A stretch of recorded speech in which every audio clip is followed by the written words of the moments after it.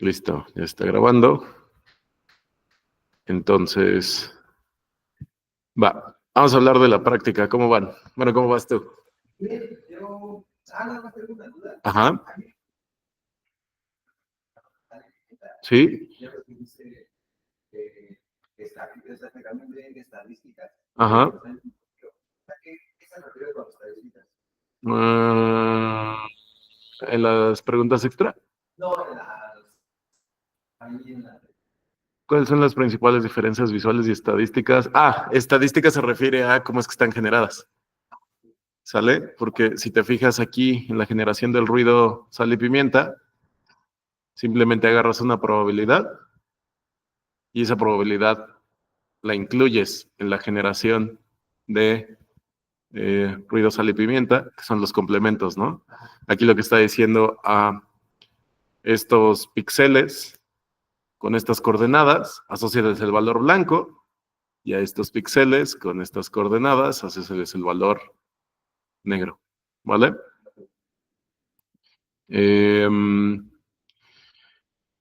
Con respecto al ruido gaussiano, fíjate cómo lo genera a través de una distribución normal, con una media y una desviación estándar. Es decir, aquí no manda blancos y negros. Aquí lo que manda es a una distribución de intensidades que se distribuye normal. ¿Va? A eso me refiero con estadísticas. ¿Ok? ¿Más preguntas? Va, perfecto. Estuve revisando también por qué no funcionaba lo de la transformación logarítmica y me di cuenta de un error. Yo esta C la había metido aquí.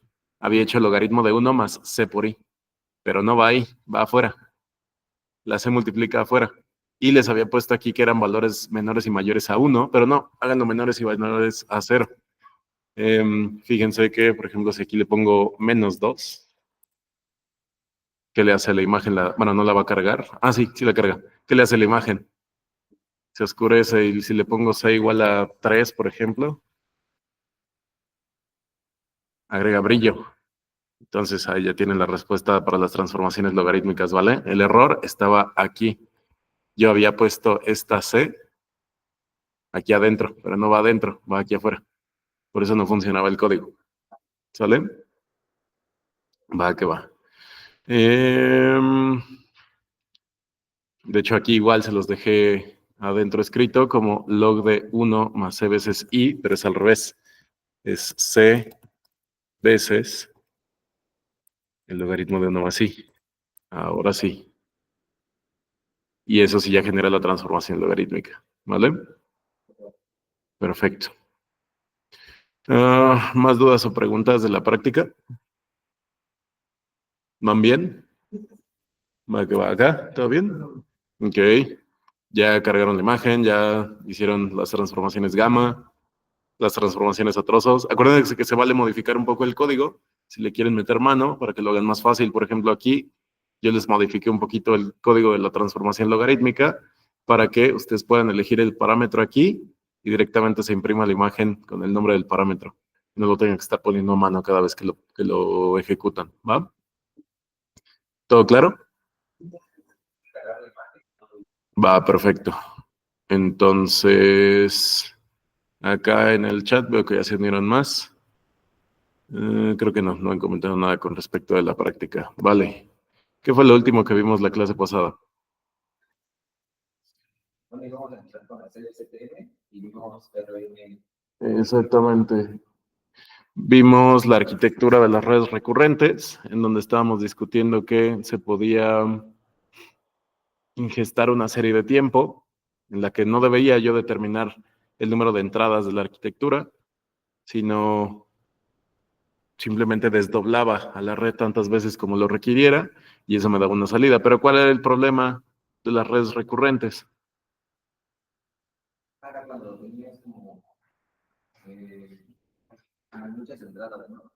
Aquí no sabía cómo. Bueno, si era una serie de tiempo sumamente larga, ¿qué le pasaba a la red?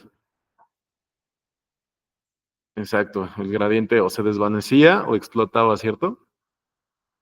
Estoy tratando de buscar el puntero, pero sigo sin encontrarlo. No funciona aquí, no funciona acá. A ver, hagamos una búsqueda rápida de internet. Puntero, presentaciones. No, pero no quiero comprar uno de Google.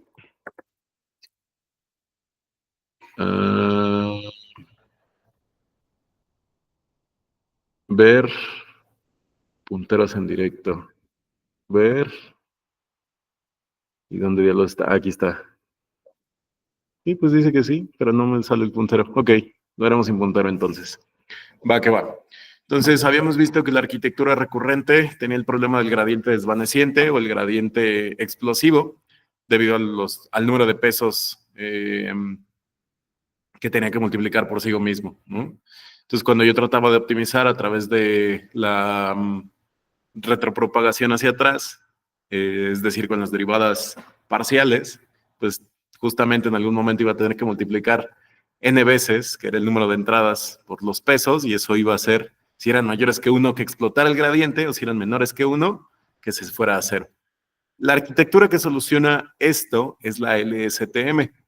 La idea principal de cómo funciona una LSTM es que cuando ustedes tienen aquí el loop, en vez de utilizar el mismo loop, lo que van a hacer es romperlo en dos. Uno para eventos que ocurrieron hace mucho y uno para eventos recientes. Aquí en la red recurrente, este loop funciona tanto para ambos fenómenos, porque las memorias a largo plazo las vengo arrastrando, pero las memorias a corto plazo también se van ingestando y van aportando valor a la red, ¿de acuerdo? Entonces, lo que hacemos con las LSTMs es que se piensan los procesos por separado. Un flujo para memorias de largo plazo y otro flujo para memorias de corto plazo.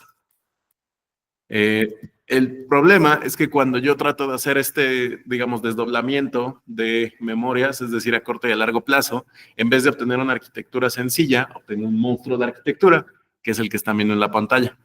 ¿Sale?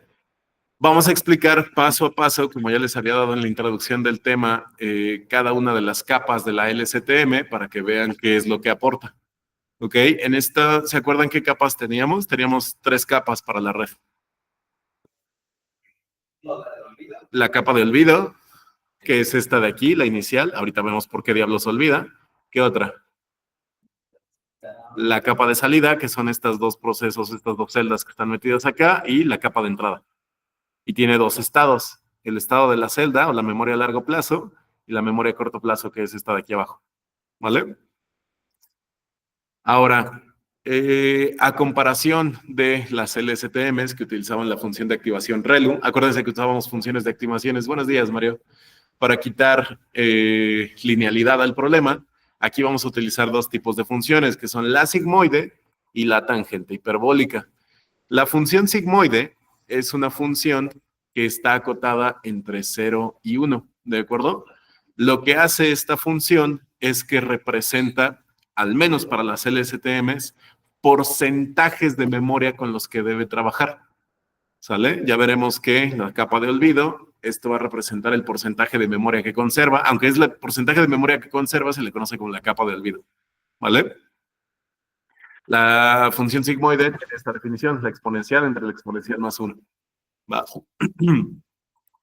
Ahora, la tangente hiperbólica es una función de activación que está acotada entre menos 1 y 1.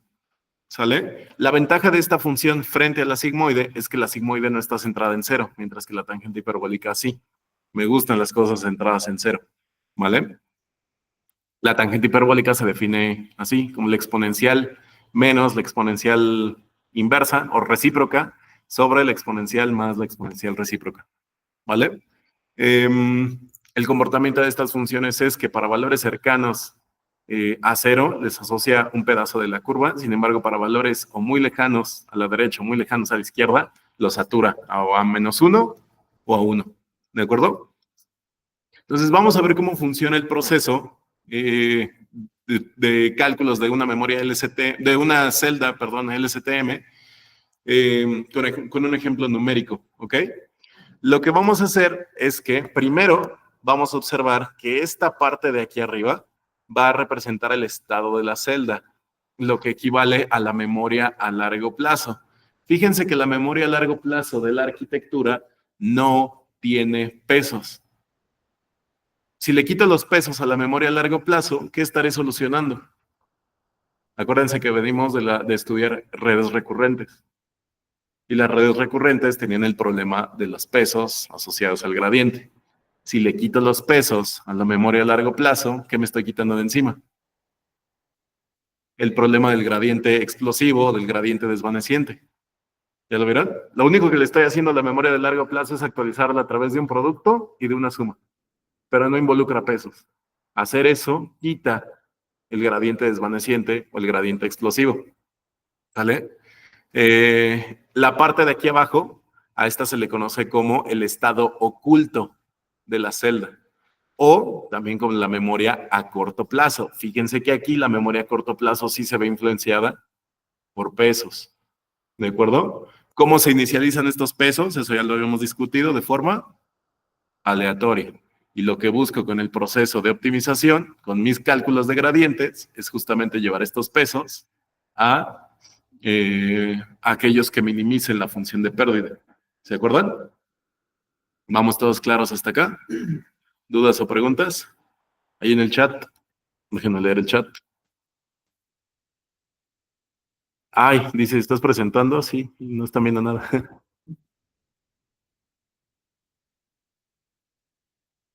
Cuando sea así, que me escriban un mensaje en el chat y ven que no lo leo, alcen la mano para que escuche el sonidito de Meet. Y ahora sí deberían estar viendo, ¿no? A ver, aquí confírmenme. Según yo, ya lo están viendo.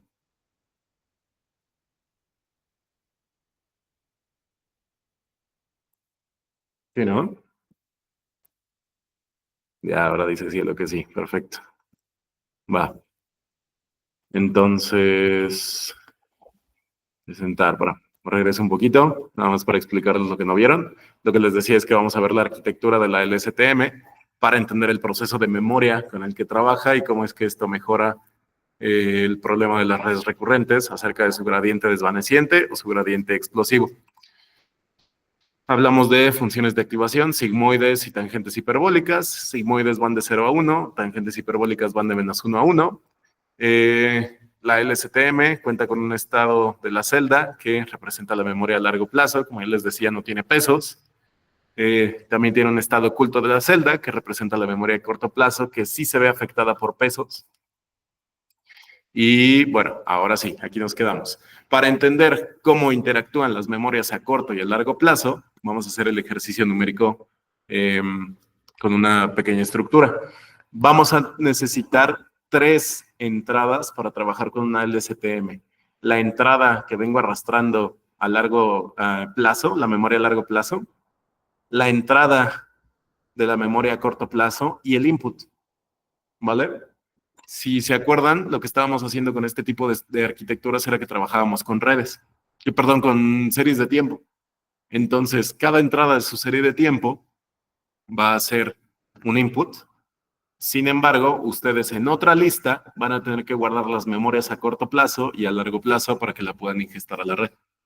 ¿De acuerdo? ¿Dudas con esto? Va que va. Buenos días. El primer cálculo que vamos a hacer es calcular la capa de olvido.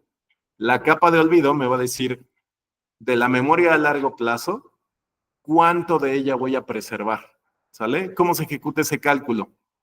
Tengo que considerar la memoria a corto plazo y el input. Estos dos valores, respectivamente, los voy a multiplicar por los pesos que tengo aquí, respectivamente. Repito, ¿cómo se inicializan esos pesos? De forma arbitraria. Ahora multiplico por estos pesos y esos productos, que en este caso como son 1, sería 2.7 más 1.63, los sumo. Lo sumo y le agrego el sesgo, ¿vale? Que eso sería como 3, ¿qué? 4.33, ¿no? 4.33 más 1.62, que eso me daría 5.90 y tantos. Ahora, este valor que sale de estos dos productos con esta suma, lo voy a meter en la función sigmoide. ¿De dónde a dónde dijimos que iba una función sigmoide? De 0 a 1.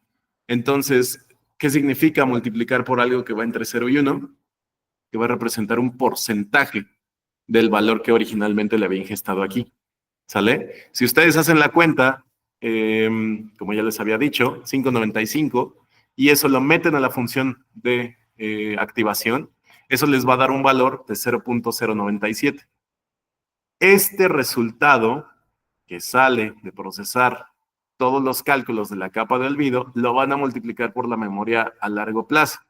Lo que les va a decir esto es que de esta memoria que ustedes vienen arrastrando del proceso, solamente van a recordar 1.99 y ya no el 2 completo.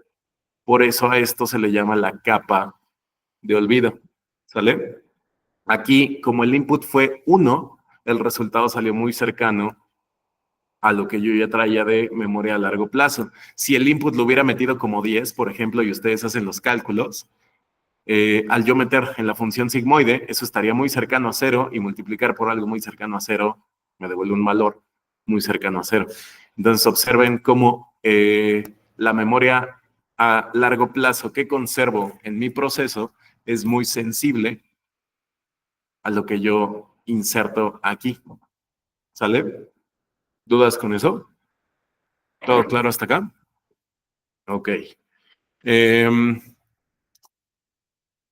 Como les decía, a pesar de que es el porcentaje de memoria que recuerda, se le conoce como la capa de olvido. Eso simplemente es terminología.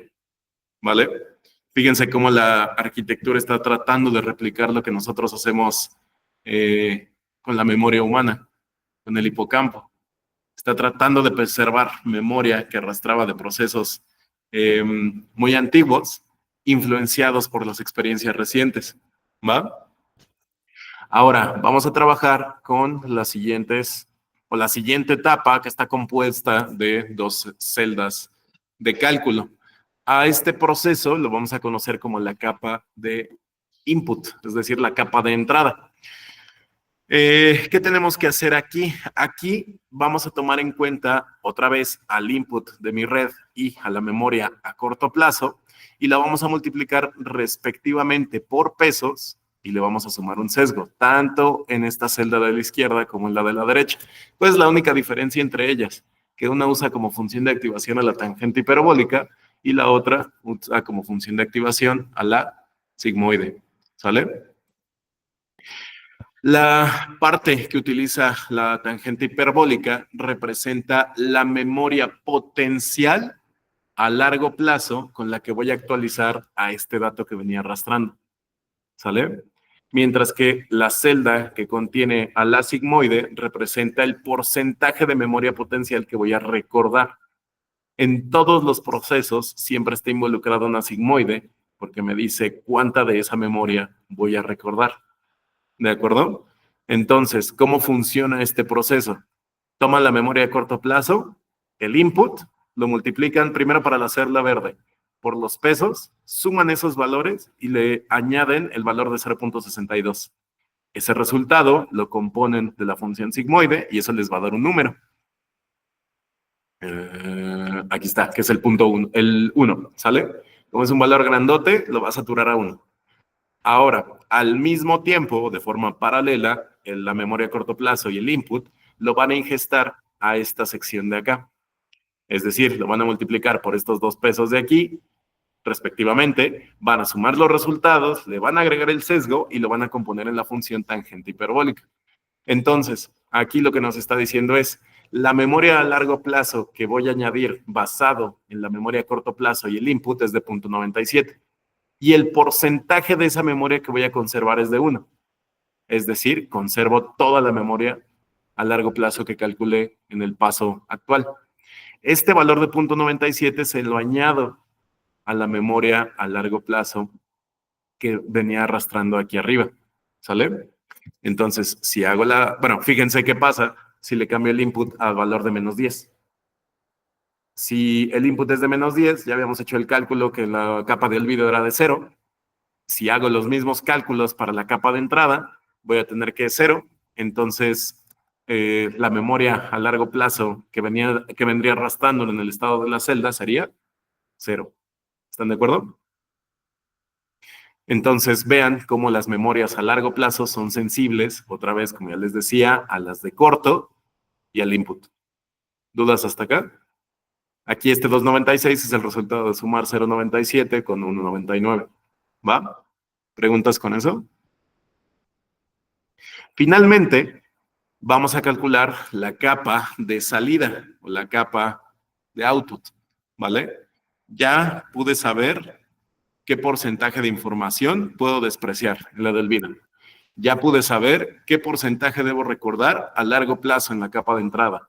Ahora debo saber qué porcentaje debo conservar a corto plazo, ¿sale? ¿Qué le voy a pasar a la siguiente etapa de la red?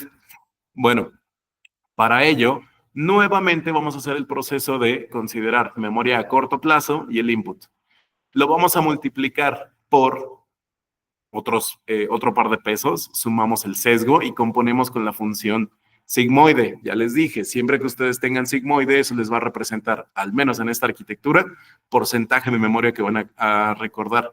Sin embargo, aquí, ¿de qué tipo de memoria estamos hablando? Una memoria de corto plazo, efectivamente. ¿Y de dónde va a salir la memoria de corto plazo que voy a recordar? De aquí arriba, del estado de la celda, voy a tomar este valor de 296 y directamente, sin ningún peso, para evitar el problema del gradiente desvaneciente o el gradiente explosivo, lo voy a componer con la función tangente hiperbólica. ¿De acuerdo? Ese valor de la tangente hiperbólica que salga de componer, lo voy a multiplicar por el porcentaje de la memoria a corto plazo que iba a recordar.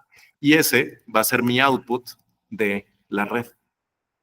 ¿Ok? Entonces, al final del día, ¿cuántos outputs tiene una LSTM por cada input que yo le ingeste?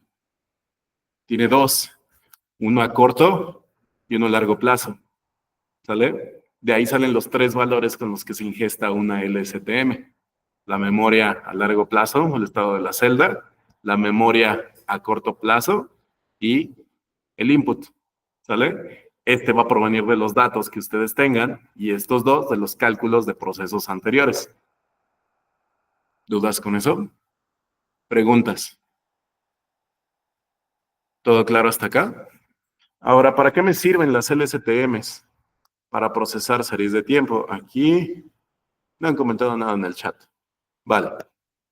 Me sirven para procesar series temporales, pero cuéntenme, en la vida real, ¿qué tipos o qué ejemplos de series temporales conocen?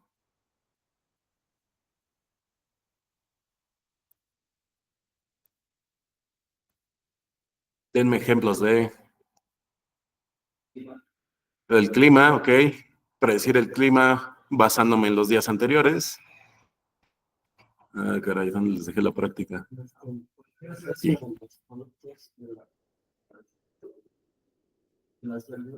El precio de un producto en el mercado, ok, muy bien. ¿Qué más?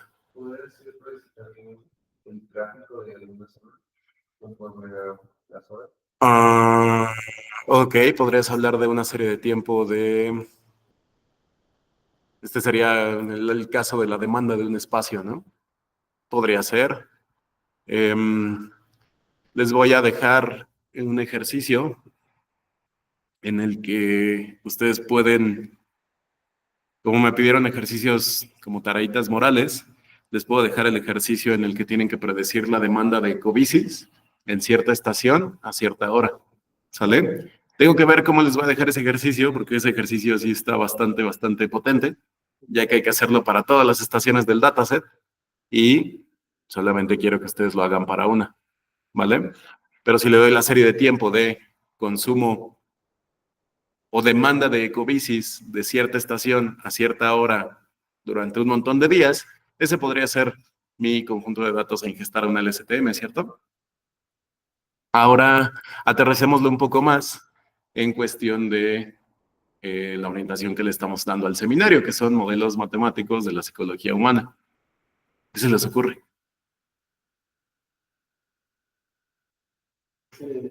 Series de tiempo asociadas a cuestiones psicológicas o a cuestiones de procesos cognitivos que hemos estado estudiando. ¿Qué se les ocurre? Ah, ya no se ve tan fácil, ¿verdad? Nada, ¿alguna idea aquí en el chat? Dice Pablo, la bolsa de valores. Ok, ese es un ejemplo aplicable de una serie de donde nos interesaría hacer predicción de una serie de tiempo. De hecho, las LSTM se comportan muy bien para predecir los precios de algunas acciones. Nada más hay que saber configurarlas bien. Aquí les voy a enseñar un ejemplito, justo aquí lo están viendo, donde hay una predicción para stocks, ¿vale? Pero regresando a la pregunta, en procesos cognitivos, ¿algo se les ocurre? ¿Qué tal si pensamos por un segundo en la cuestión del habla o de la lengua? Cuando yo trato de emitir un mensaje hablado, ¿el orden de las palabras importa o no importa? Sí importa, ¿no? Y el significado que toman las palabras depende del contexto en el que yo las esté mencionando. Por ejemplo, si ahorita estamos hablando de acciones y mercado de valores, y si les hablo de un banco, ¿de qué banco van a pensar que les hablo? Banco de dinero, exactamente. No del en el que estoy sentado, por ejemplo, ¿no? ¿Qué tal si tratamos al lenguaje como una serie de tiempo? ¿No les interesaría, por ejemplo, entender cómo es que cuando ustedes escriben en su teléfono un mensaje, el corrector les sugiere la siguiente palabra? ¿De dónde creen que salgan esos cálculos? Ujú. ¿Y qué modelo seguramente hayan aplicado ahí? Uno que sepa trabajar con qué? Con series de tiempo y con memoria, exactamente. ¿Cómo qué? Como una LSTM. ¿De acuerdo? El ejemplo que les traigo el día de hoy es un ejemplo no para texto, sino para la demanda de vuelos en un aeropuerto internacional y para el precio de acciones en la bolsa, específicamente de la acción de Google, ¿vale?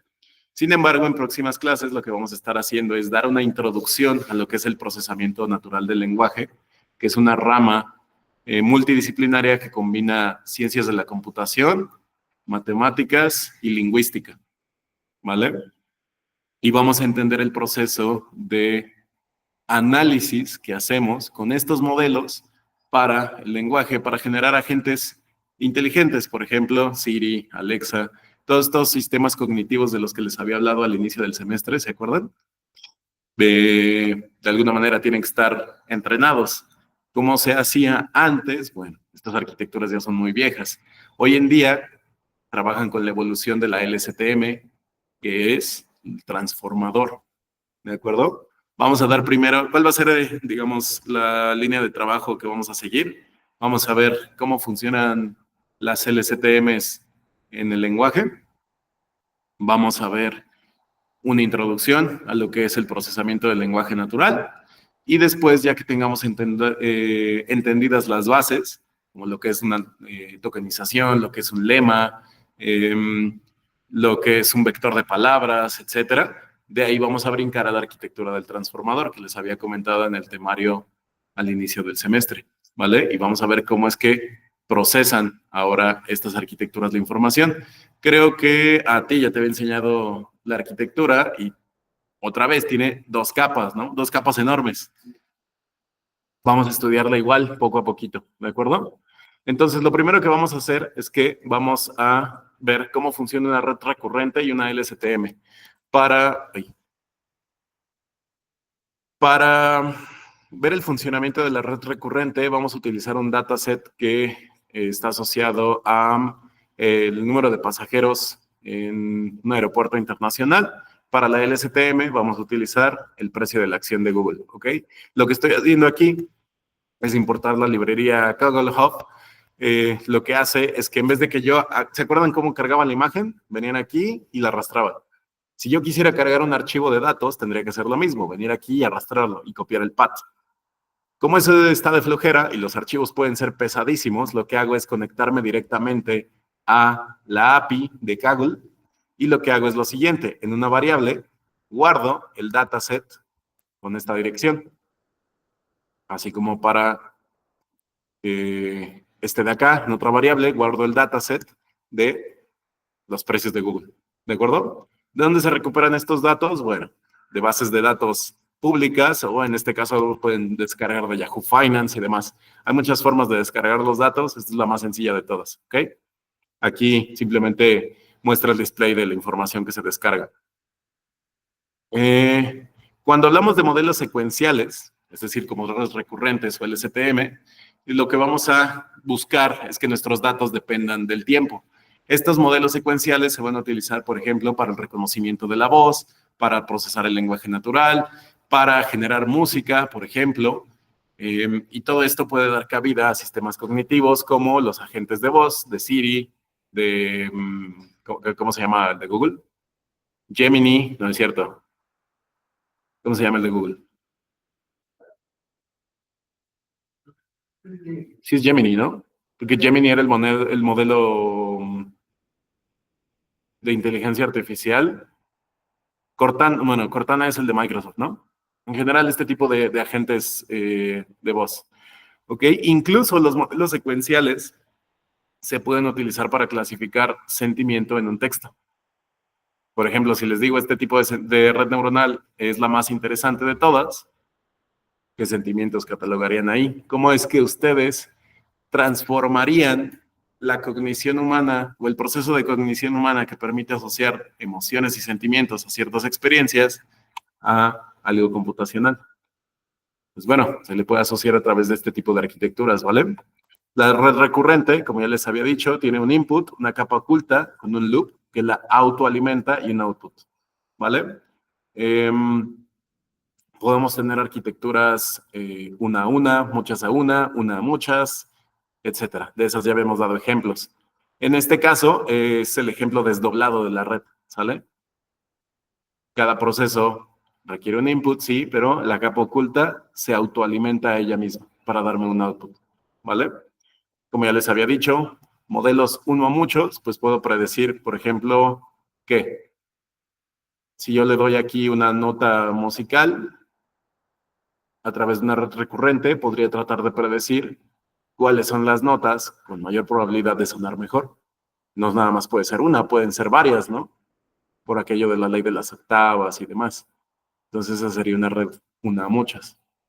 ¿Algún ejemplo que se les ocurra de muchas a una?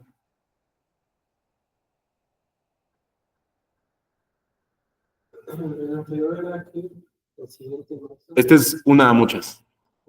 Tú le das una nota musical, la red recurrente trabaja y te predice varias notas musicales que podrían sonar bien después de la que tocaste.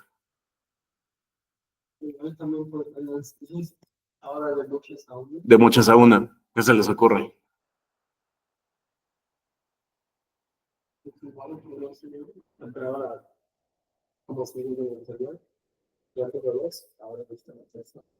Pero solo hay una nota que suena bien o son varias notas las que suenan bien por los armónicos y demás. Son varias, ¿no? Sin embargo, piensen en la cuestión de la predicción de sentimiento para un texto. Si ustedes dejan un comentario en una aplicación o en alguna página donde hayan comprado algo, ustedes están dejando una serie de tiempo con muchas entradas, que son las palabras que dejan en el comentario. ¿Qué quisieran predecir? Un sentimiento asociado a ese texto. Ese es un ejemplo de serie muchas a una.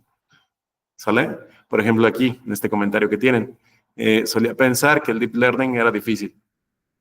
Ah, pues es una serie de tiempo con varias palabras. Si la ingestáramos de alguna manera en la red, nos predeciría que es el sentimiento de tristeza.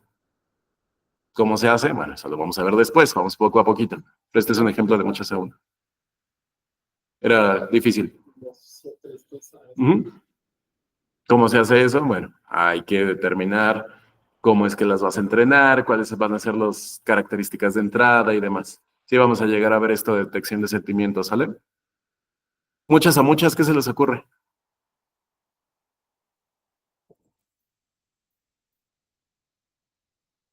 Les voy a dar una pista, piensen otra vez en términos de texto.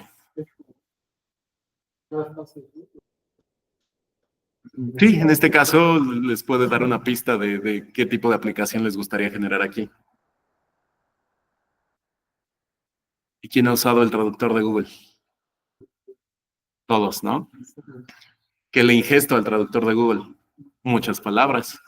¿Qué me devuelve el traductor de Google? Muchas palabras. ¿En el orden que quiera o respeta un orden?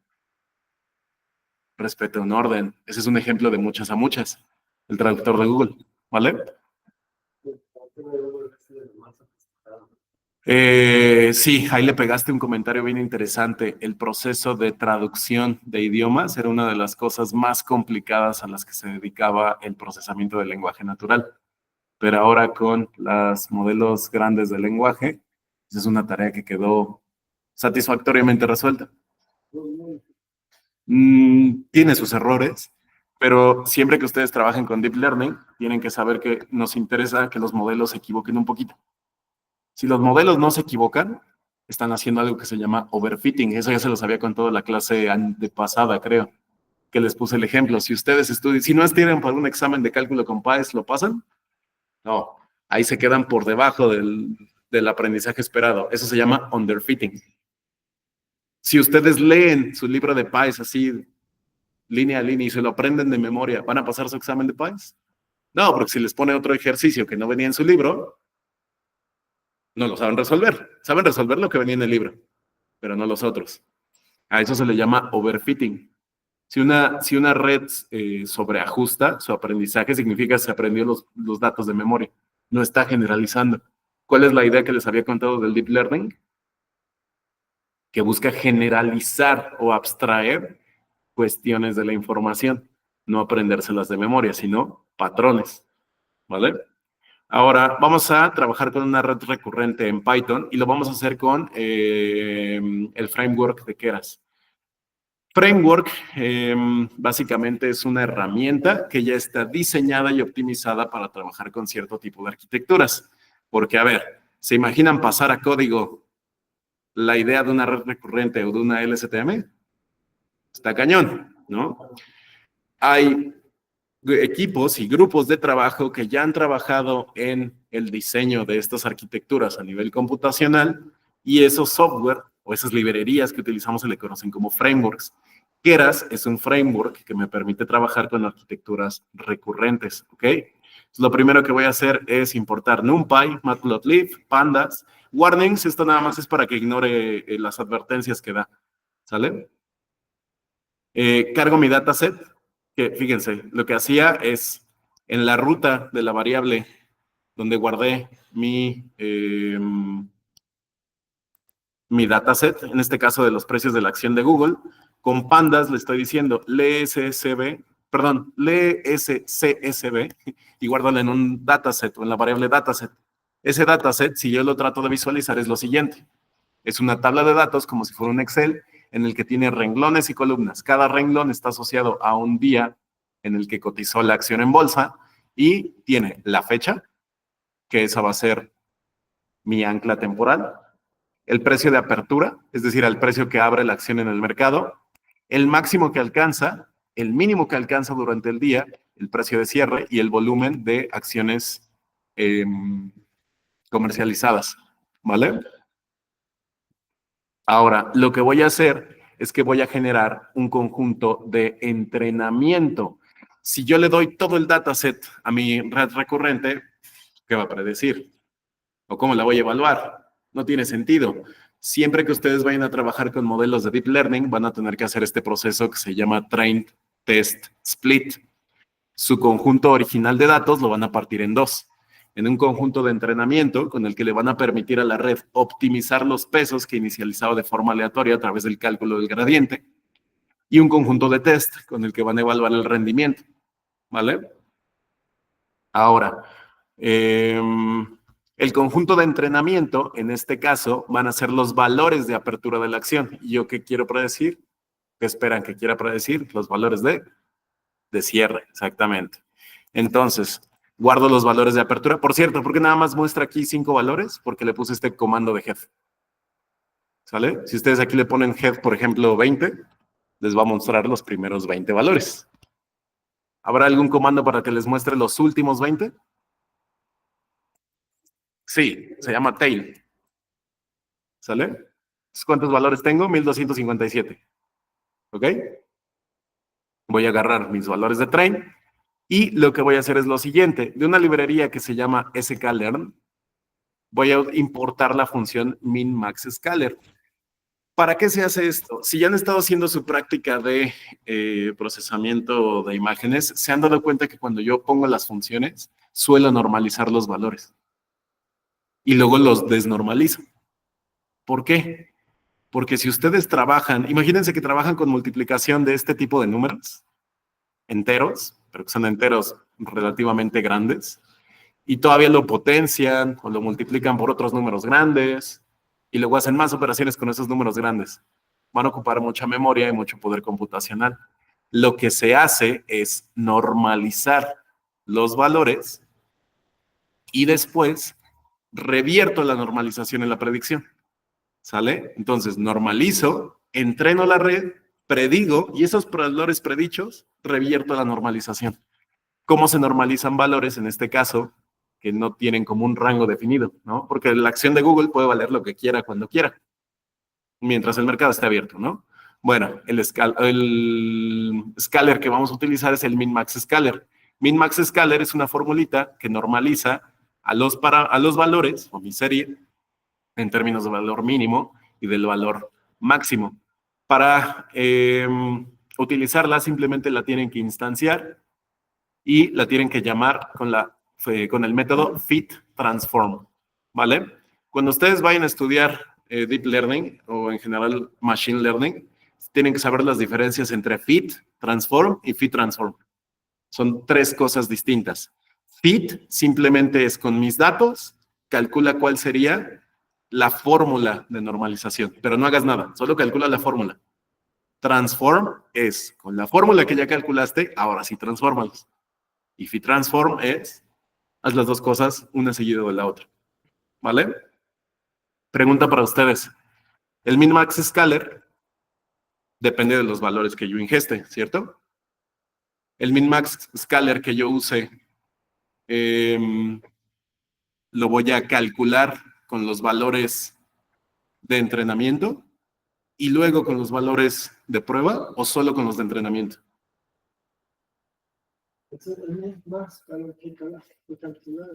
Es una formulita para la normalización.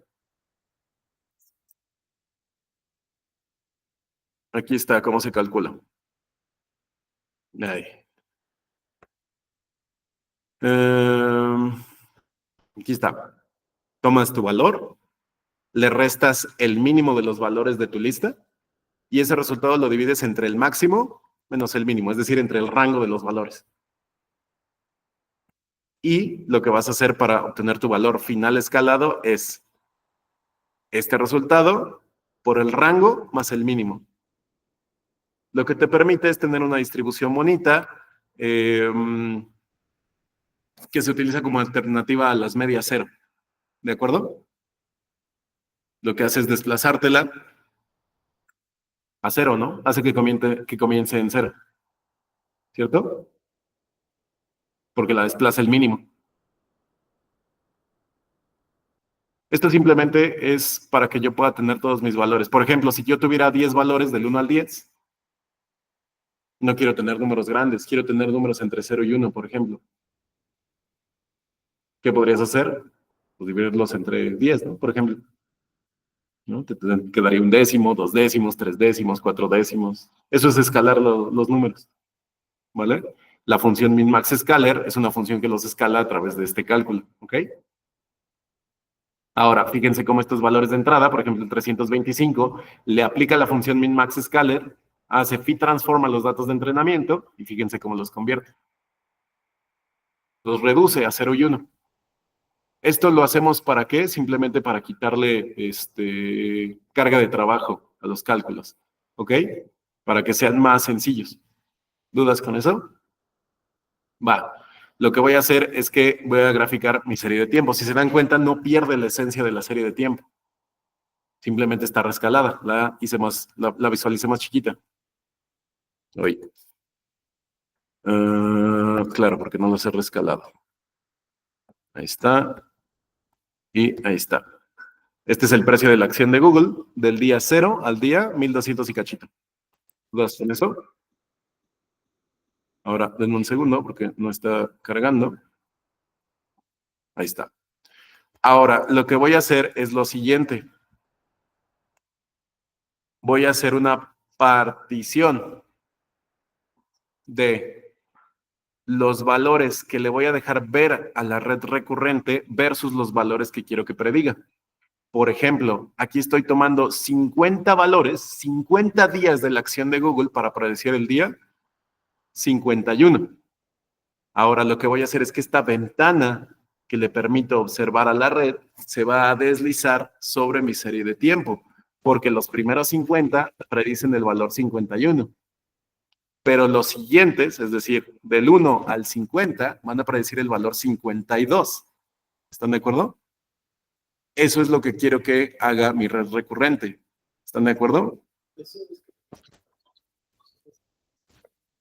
Exactamente. Lo estoy tratando de considerar como un proceso en el que me importan los valores anteriores para predecir el valor siguiente. ¿De acuerdo? ¿Dudas con eso? Básicamente este código de aquí lo que hace es generar esa estructura de 50, una ventana de tiempo de longitud 50 para predecir el valor siguiente. Pero esos 50 los voy a ir desplazando sobre todo mi conjunto de datos. ¿Vale? ¿Dónde me voy a detener? Justo donde ya no pueda tener 50 valores hasta abajo. ¿Sale? Es decir, en el valor último menos 51 para que prediga, perdón, el último valor. ¿Sale?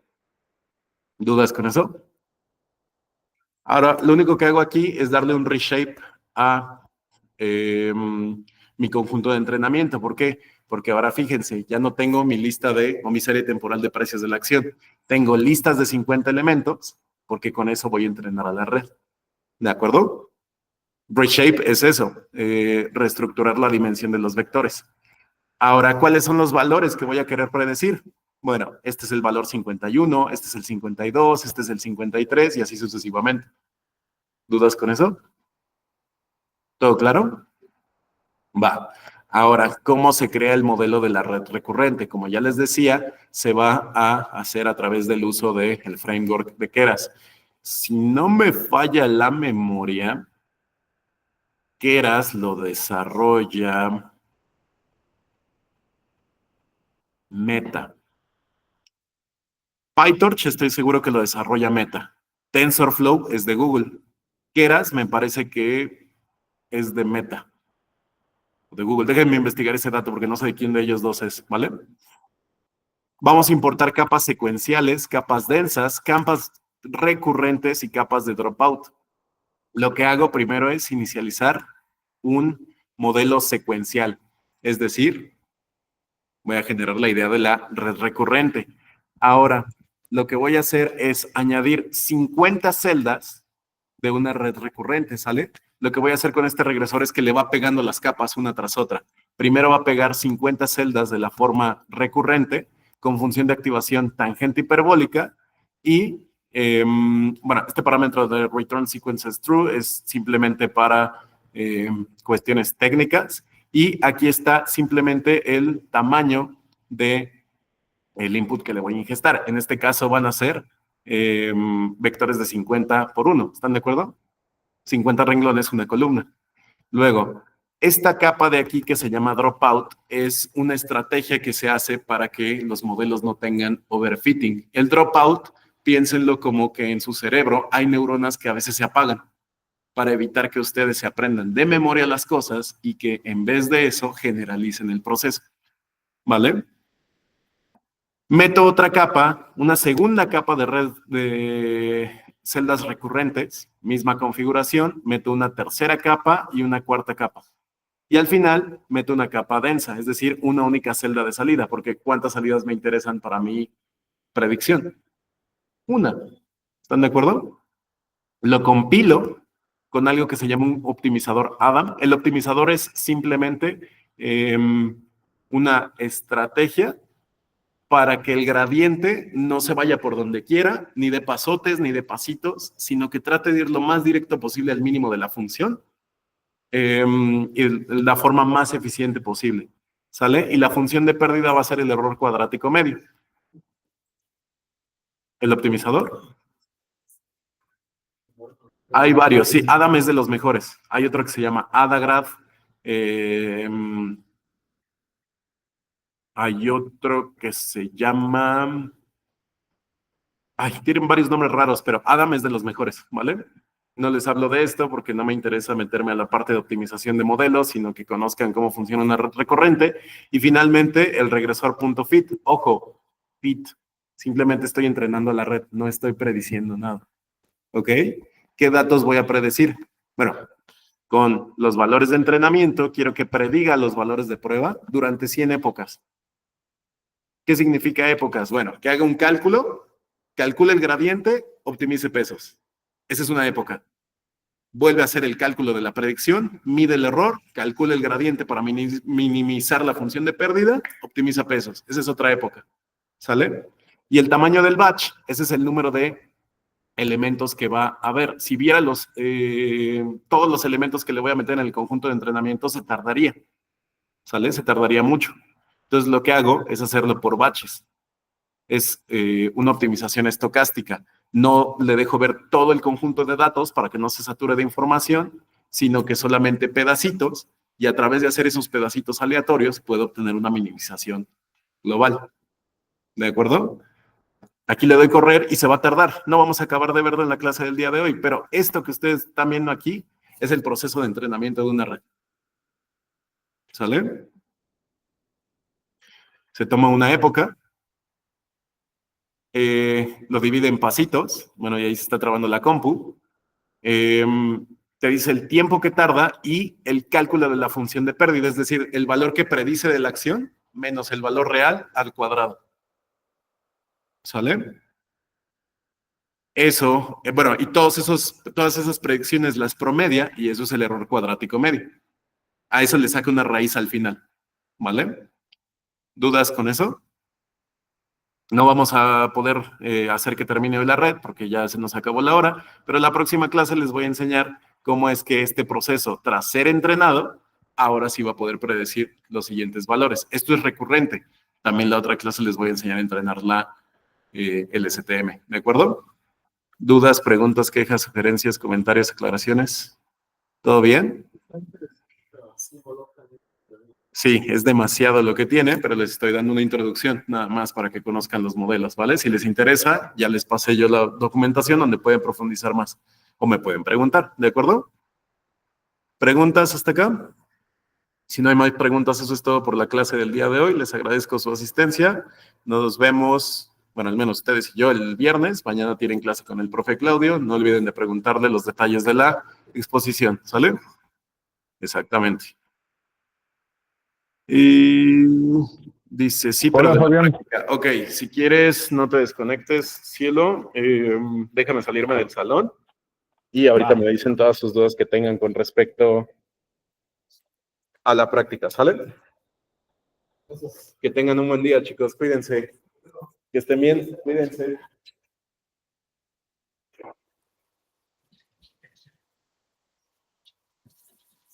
Que estén bien. Cuídense.